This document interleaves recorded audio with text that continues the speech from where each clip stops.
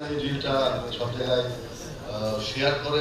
জাসাসের অনেক নেতাকর্মী আছে, বিএনপির আছে, তারা যদি এটা করে তাহলে নিশ্চয়ই এটা ভালো প্রচার করবে। আমাদের এখানে যিনি উপস্থিত আছেন প্রধান অতিথি হিসাবে, আমি সবসময় তাকে তুলনা করি নেলসন ম্যান্ডেলার সঙ্গে। নেলসন ম্যান্ডেলা সারা পৃথিবীতে অনেক পরিচিত নাম।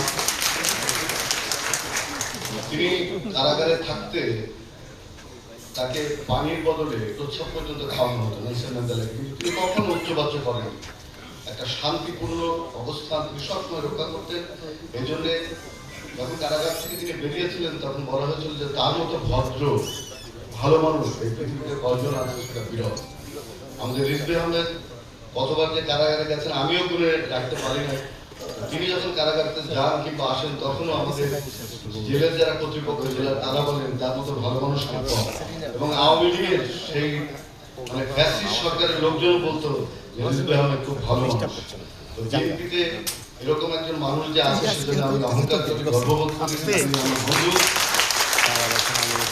কিভাবে বিপ্লব এবং আন্দোলন করতে হয় ফ্যাসিস্টের বিরুদ্ধে, তিনি সেই শিক্ষাটা আমাদের